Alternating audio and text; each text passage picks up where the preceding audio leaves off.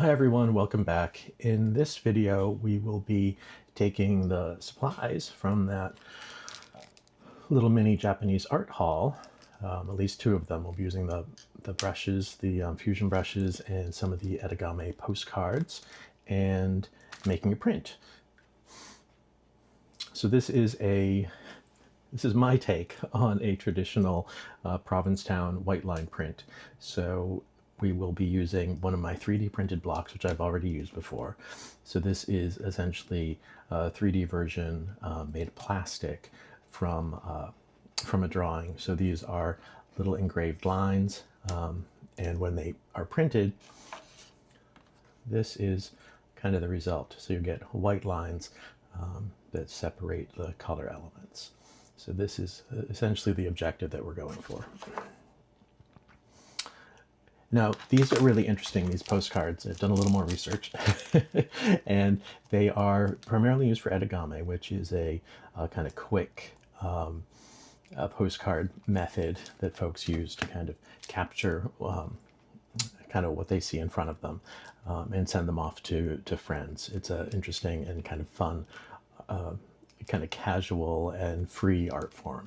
I like these sizes because I've been looking for postcards and wanted to give these a go to see how well they work with this wood block technique, or block technique, not using wood today. Now, one of the things to note on these is that they have a range of absorbency that it goes from some to lots, I think. We're going to use the middle one right now just because it seems like a good place to start, and we'll see how absorbent this is with the ink. I've also noticed that this one has a little bit of a laid kind of horizontal texture to it. This is the 20L, which is the Gansai paper. So that's the one that we're going to use today. I've got a whole bunch more that I will do other tests with to see how these come out. So we'll grab one of these postcards. Interesting thing about postcards is that they come in lots of different sizes. I discovered that the even ones that are sold typically in the US are not necessarily the same size. So these are slightly smaller than an A6. So an American one would be 4x6, right? So this is slightly smaller than 4 and slightly smaller than 6. So when you look at it in millimeters, it is 100 by about 148. So it's a little bit narrower than a typical A6, which is like 106. So this is what we're going to use today.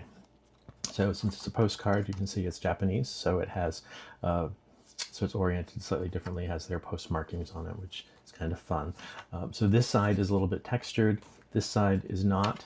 It's also seems to be a little more white on this side. This seems a little more off-white. Anyway, that's just kind of where we're starting from. It doesn't really matter which direction the postcard is oriented in, so I'm just going to kind of center it on my block and then use some painter's tape to hold it down. I also have a little bit of painter's tape on the bottom of the block to at least hold it to my tabletop. And this is important to kind of get these edges in like this because we're creating a hinge to maintain the registration between the colors as we print, right? So that we can do that and keep things lined up. Sometimes they, if I'm using less stiff paper, I'll lose the registration, which is always frustrating. So we're going to use the number 2 fusion brush, which is a kind of comparable to like a number 4 Princeton Heritage, maybe. Looking at a number 4 Winsor & Newton. So anyway, I'm not sure what the meaning of the numbers is. They just give you some relative sizing. I mean, to compare it to the number 5, which is kind of huge. So we'll use the number 2 because I need to be able to do some decent lines, and I don't want a ton of paint on the brush when I'm doing this, because then I end up just filling things out and mushing it around and all sorts of unpleasantness. So when I'm doing a print like this, I start closest to the hinge and work my way that way. And this card that we're looking at is a drawing of the Pilgrim Monument in the center of Provincetown and some of the buildings in town. So this little guy here on the left is the Freeman Street Library, which today is the tourism office. It's a little kind of French mansard building. It's quite cute.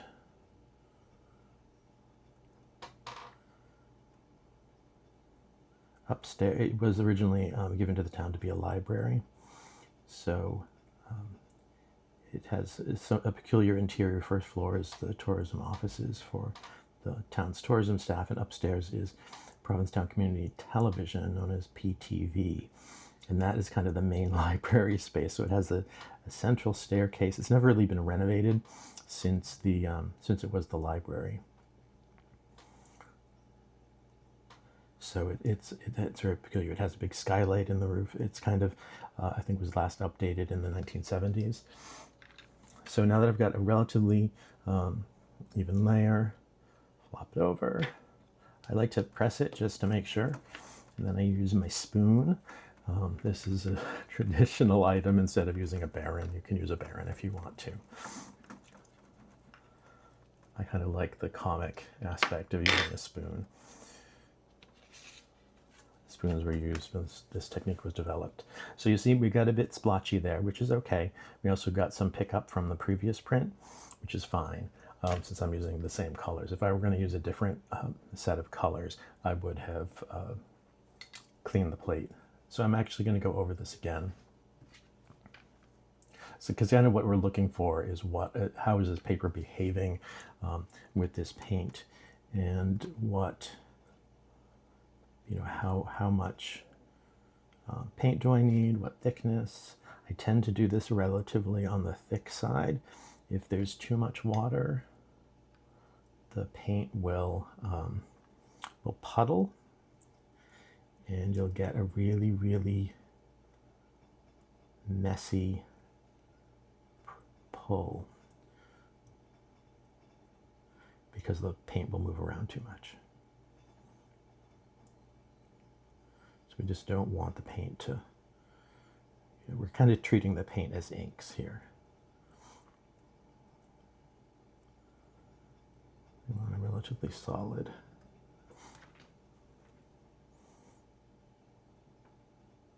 Go back over those little tiny insides of the windows.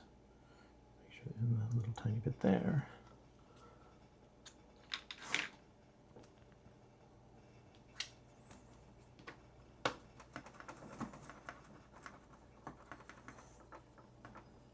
So I'm recording this. It's a beautiful morning. Sitting at my table here in front of the window. Maybe you can hear some birds. So that's what we got for that. I'm just gonna go with this. You can spend as much time kind of reworking it. Sometimes it just gets worse if you keep reworking it. You can see I got a bit of a blowout there where it mushed. But that's okay. That's part of the process here, is the individuality of the print. I'm not going for perfection. So the colors that I'm using, that was a burnt sienna. Next I'm going to use some ultramarine pale to do some sky.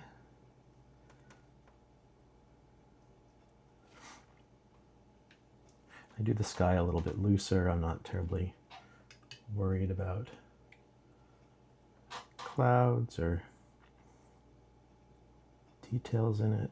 I just want to get the line as close as I can.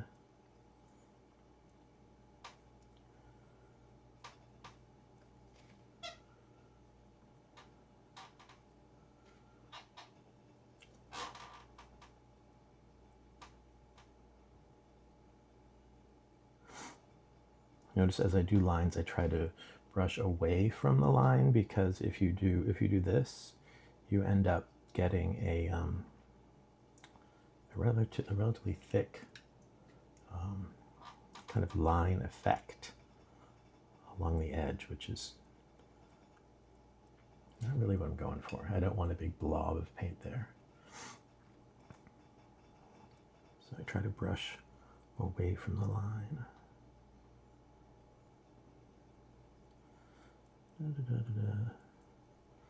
Happy sky. A little bit there.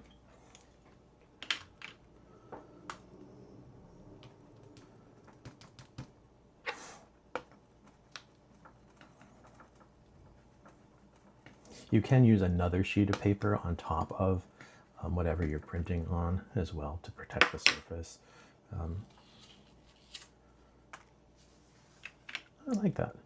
You can see here when I prep these plastic plates, I use Elmer's glue stick. Right, I use Elmer's school glue and apply a coat everywhere that I'm going to paint. And sometimes I get a little bit of residue, and you can see some of that happened here. That can be just kind of rubbed off later. It's not a big deal. What that does is it keeps the glue keeps the paint from beading up, which it is want to do. The next color we're going to use is this is forest green. Just kind of wicked dark.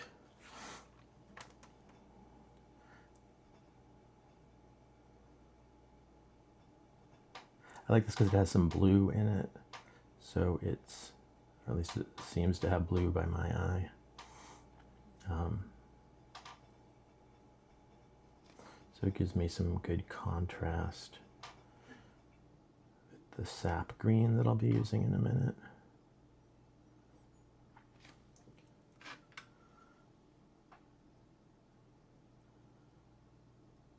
So it's kind of a nice transition between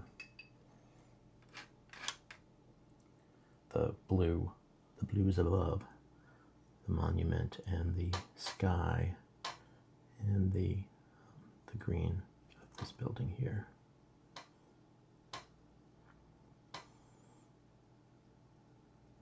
So I'm noticing I've got a lot of puddling. I've got way too much water in this.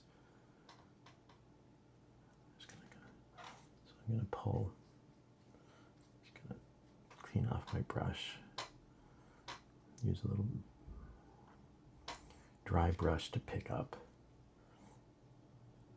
puddles of paint, because plastic does not absorb. If we were doing this on a wood block, you'd be fine, because the wood absorbs the paint a lot. And this is obviously traditionally done on wood.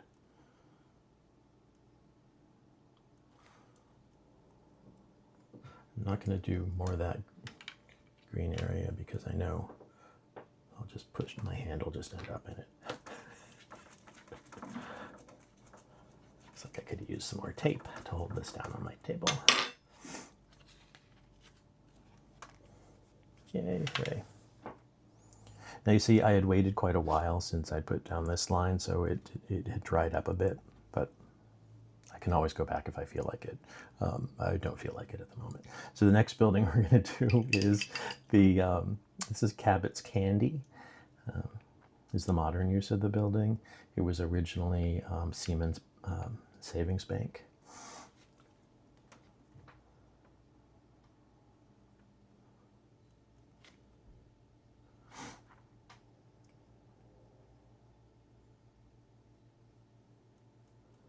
And these buildings aren't actually side by side. They're just buildings that I wanted to sketch, put in a print.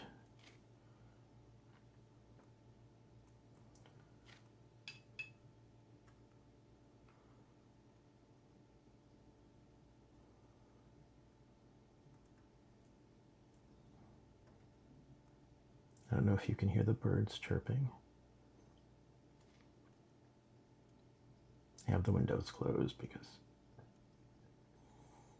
Sometimes just, you know, the driveway is right outside the window here, so.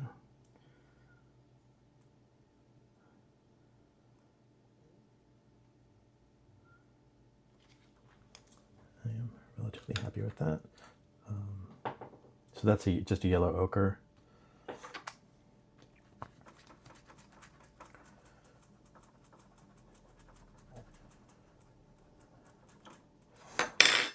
I've noticed too, as I experiment with these paints, these are the Kuretake paints, that they're not all exactly the same consistency. So some are a bit thicker, some are a bit not thicker. The next color we're going to use is for the monument, which is gray blue. And the wonderful thing about Kuretake paints is you just kind of, you know, they just give you all the colors. You can mix. I do occasionally mix things. But because you have all these wonderful colors already mixed in pans, you can be really, really consistent in reproducing your colors. You don't get that level of variation if you are kind of just mixing by eye. So if you're doing a series, you can really kind of nail it.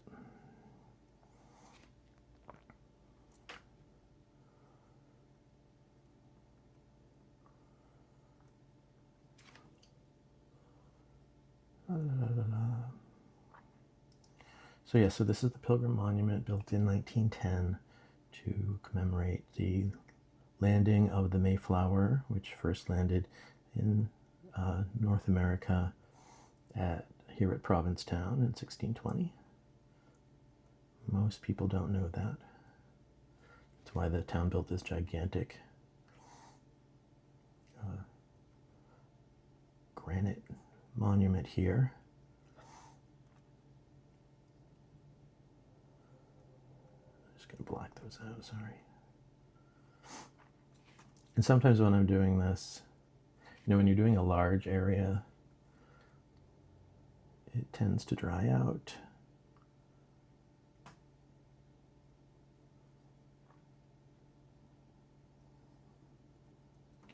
So if you don't do the paint quickly, you can end up with splotchiness. Now, a lot of what I'll refer to as splotchiness in the print is due to two things, right? It's due to the texture of the block that I'm using, and there is a bit of texture on this block.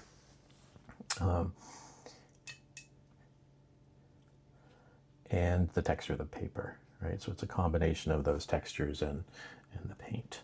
And usually I will go back and do this to get the granulation there, get a good definition on these edges.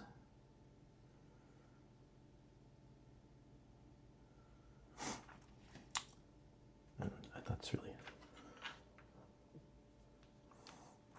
all that I want. You know, some folks will say, oh, let it dry before you go back in again. If you do that, you end up layering very strongly. So you end up with paint and then paint on top of it, whereas here we get a relatively solid color. Now we're going to go on to Town Hall. Now Town Hall I tend to do random things with. I do different colors. We'll just use sap green for this today. Now Town Hall is actually kind of sap green in color. It's a you know, it's a building that was done in the 1880s, so it's in kind of an ochre and a green.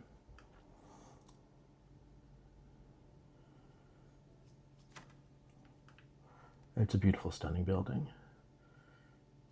It's a huge auditorium, and the entire building was restored in the mid-2000s, meaning 2005-ish. So it is in spectacular condition. It has gorgeous woodwork, and the auditorium upstairs seats 700 people. So if you ever visit Provincetown, if you don't get to go see a show up there, it's used a lot for performances. It's worth just going up to check it out. Huge chandeliers, obviously electrified since the building was built. But really spectacular.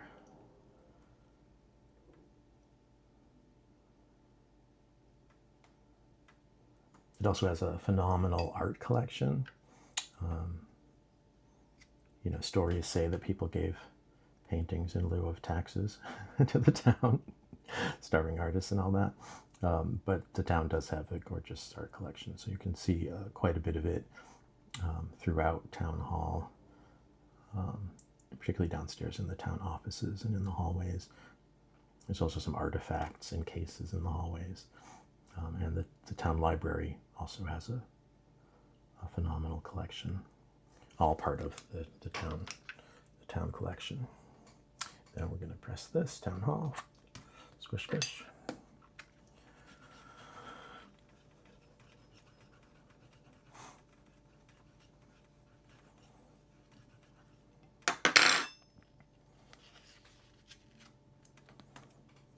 Yeah, you can see a lot of the texture here, right? It did not, it got a lot of texture. So I'm going to go back and add some more color. And sometimes I'll also hit this building with sap green light, just because,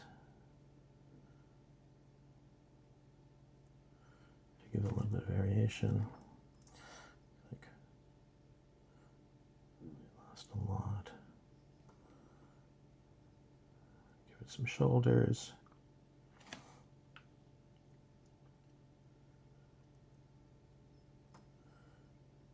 Yeah, so when I do this, I kind of like to just go back and hit the edges. That's kind of enough for what I'm trying to go for here.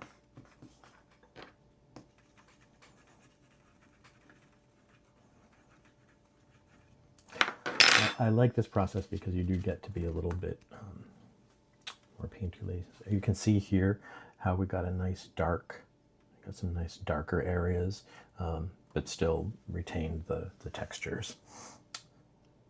Now we'll go and do some more sky. Ooh. That green does not want to come out of this brush. This brush is very nice. It has a nice nice firmness to it. Wow. Green is aggressive today. So back into the ultramarine blue.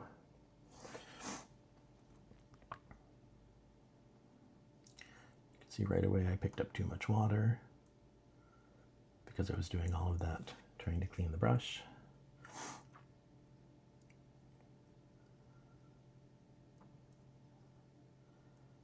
You can always use more brushes. And that's one of the things I love about using water-based paints. Cleanup is painless. There's no smells.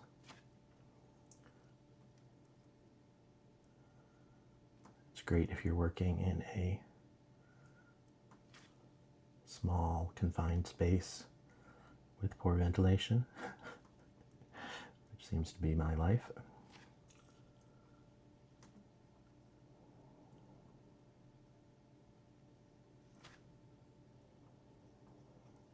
I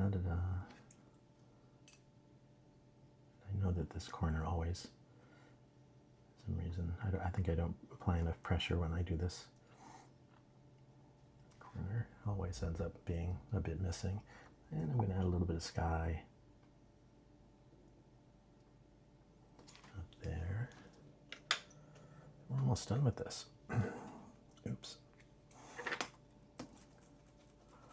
Glue on my finger. So I have thought about, adding a border onto the card when I do these.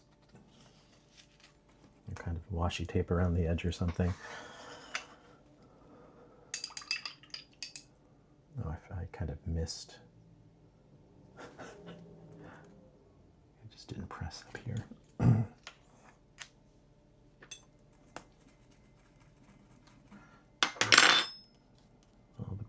All the bits. Yeah, there we go. And now I'm going to add in a little bit of green. Going back to the forest. This forest green.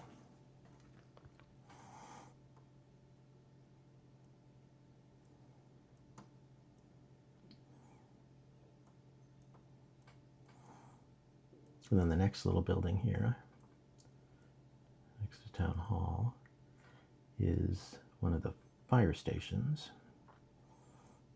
Town used to have a whole series of fire stations around town.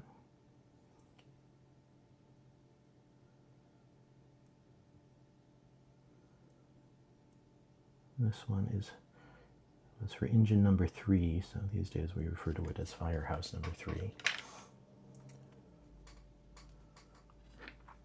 It's no longer used as a firehouse.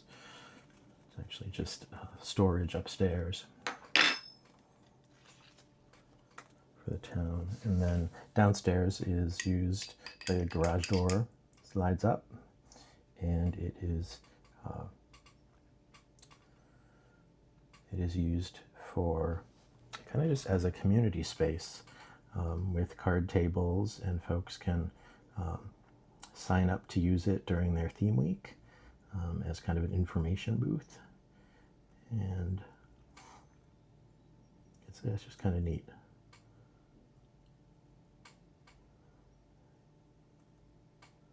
So it's really used to promote tourism. Another one has been converted to public restrooms. One was sold off and is now a private home. Another one was sold off and is a retail space on the first floor. And one is still a firehouse. Look at that. Hooray.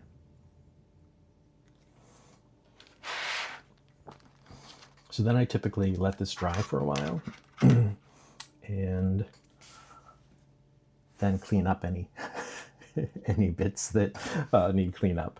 Now I'm just gonna. So what I thought was glue may actually be the paper tearing. Huh. Not quite sure. I'll have to do some further inspection. But that's how it's done. That's how I do my little. I'll put that up further up in the camera. Sorry about that.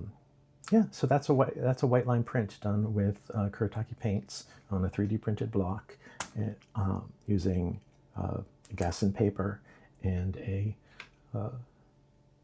Yasutomo fusion brush. I hope you enjoyed that. If you did, I'll be doing more of these things in the future and showing folks how we are doing art in Provincetown these days, at least the way that I am doing it. Kind of reinterpreting traditional methods to create new but kind of steeped in history kind of pieces of art. So this will be a postcard that will go out to a friend of mine. Not quite sure who's going to be the lucky recipient of this, but you can hear a quick comparison. This is on the Japanese paper, and this is a Winsor & Newton cold press watercolor card. So that's an idea of what the difference is with the same block. So, food for thought. Again, thanks for joining me. If you like this, hit that like button, subscribe if you'd like to see more, and let me know in the comments if you have any questions or anything at all. Happy to chat. Take care.